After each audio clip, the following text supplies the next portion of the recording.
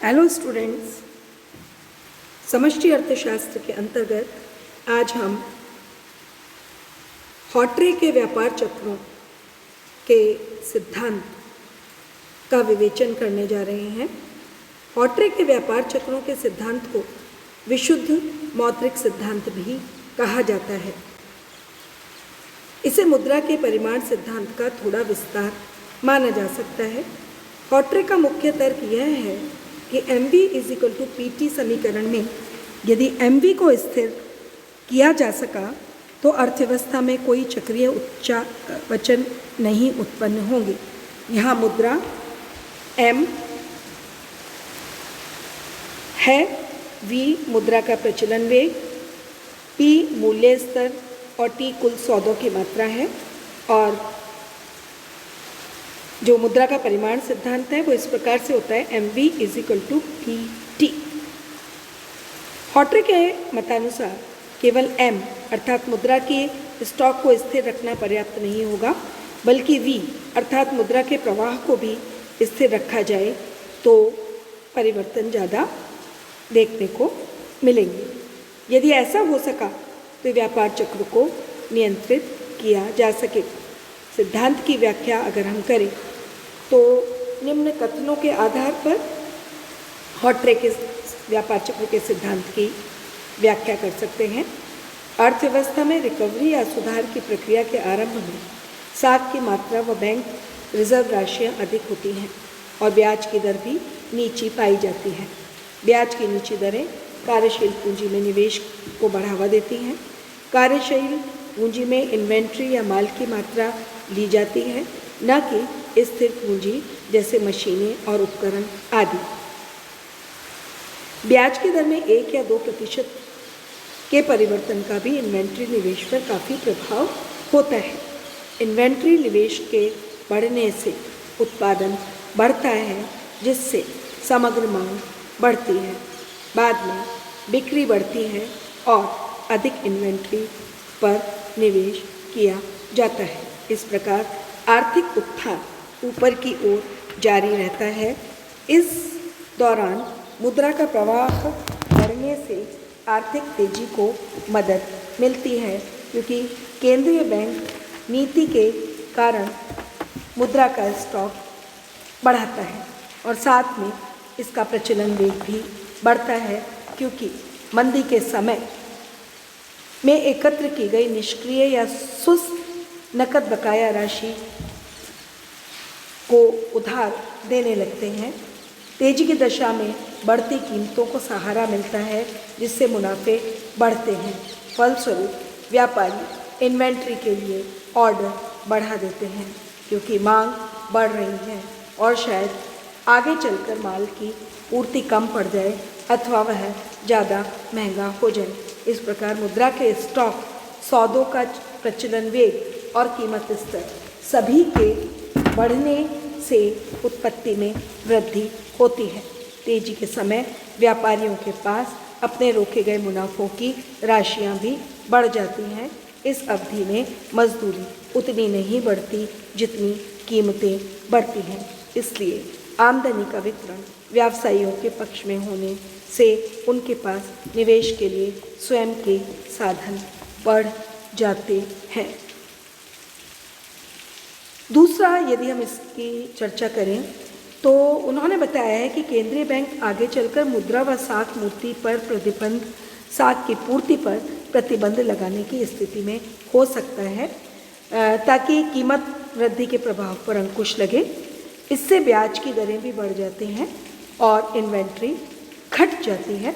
Inventory निवेश के घटने से उत्पादन घटता है, बिक्री घटती है और आगे चलकर और कम इन्वेंट्री निवेश होने लगता है। व्यापारियों के पास माल पड़ा रहता है, वे माल के पुराने ऑर्डर रद्द करने लगते हैं और अर्थव्यवस्था नीचे की ओर जाने लगती है।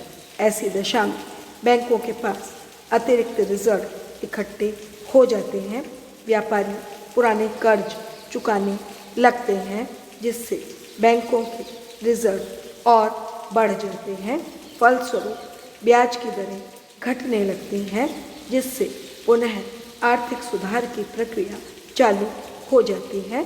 बैंकों के पास उधार देय कोष बढ़ने के से विस्तार की प्रक्रिया को आगे बढ़ाने के लिए वे साख की मात्रा को बढ़ाने की स्थिति में आ जाते हैं। इस स्थिति में हॉट्रे का सुझाव है कि बैंकों को उतनी ही मात्रा में उधार देना चाहिए जिससे संतुलन मांग की पूर्ति हो सके, लेकिन इस काम को पूरा करने के लिए स्वयं केंद्रीय बैंक की सक्रिय सहायता जरूरी होती है। वह ब्याज दर व खुले बाजार की क्रियाओं के माध्यम से यह कार्य व्यापारिक बैंकों से करा सकता है। हॉट्रे के व्यापार चक्र सिद्धांत का सार यह है कि व्यापार चक्रों पर विजय अकेले मौद्रिक अस्त्रों के प्रयोग से प्राप्त की जा सकती है।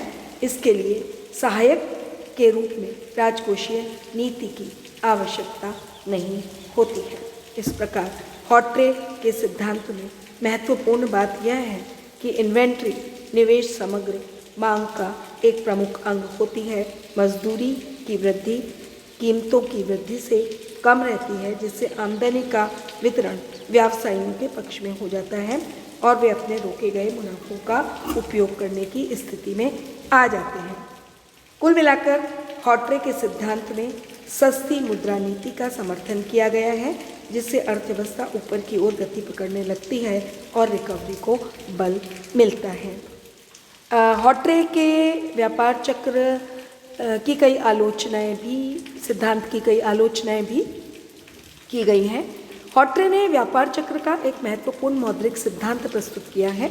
उसने इन्वेंट्री निवेश को समग्र मांग के एक महत्वपूर्ण अंग के रूप में पहचाना है, जो व्यापार चक्र के दौरान सबसे ज़्यादा उतार चढ़ाव दर्शाता है।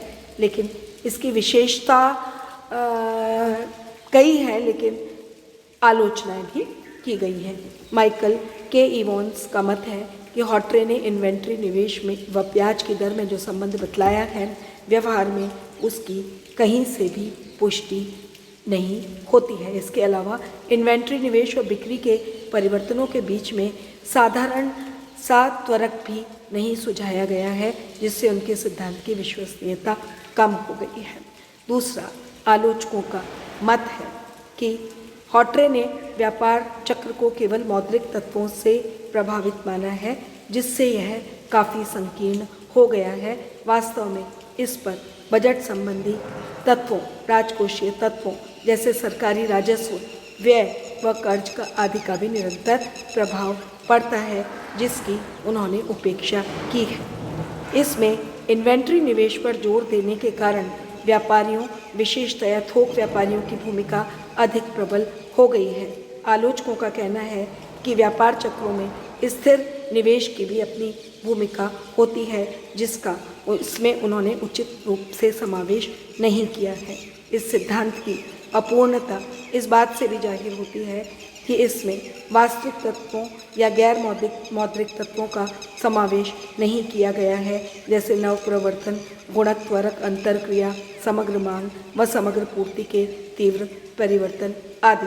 हम यह जानते हैं कि विभिन्न अर्थशास्त्रियों ने व्यापार चक्रों का विवेचन अलग अलग दृष्टिकोणों से किया है और प्रत्येक के दृष्टिकोण में आंशिक सत्य पाया जाता है।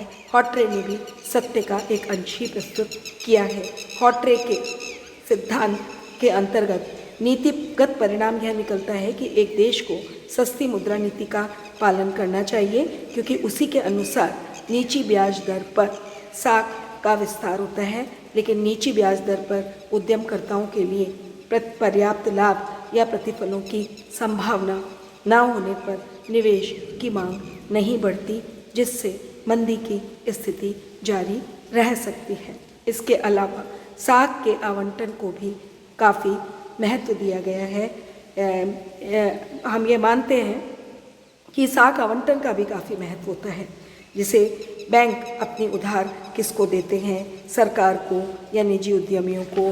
कृषि व उद्योगों के बीच साख का वितरण किस प्रकार का होता है, साख की उपलब्धि लघु, मध्यम व बड़े उद्योगों में किस प्रकार हो पाती है, एवं उत्पादकों व निर्यातकों के बीच किस प्रकार से हो पाती है। अतः हॉट्रे का दृष्टिकोण व्यापक न होकर संकीर्ण है, क्योंकि उसमें साख के उचित आवंटन के प्रश्न को बहुत कुछ नज़रअंदाज किया गया है।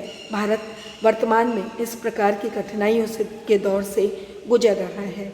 बैंक अपनी जमाओं का ज़्यादा अंश सरकारी प्रतिभूतियों में लगाना ही ज़्यादा पसंद करते हैं, जबकि उद्यमकर्ता व व्यापारियों को कर्ज आवश्यकता अनुसार समय पर नहीं मिल पाता है। इस प्रकार हॉट्रे के सिद्धांतों में कई व्यावहारिक कठिनाइयाँ हैं जिन पर ध्यान उन्होंने नहीं दिया। हॉट्रे के सिद्धांत की कई आधार पर आलोचना की गई है, फिर भी इन्वेंट्री निवेश को समग्र मांग के एक महत्वपूर्ण अंग के रूप में प्रस्तुत करके उन्होंने व्यापार चक्र के सिद्धांत के निर्माण की दिशा में एक उपयोगी शुरुआत की है। Thank you very much.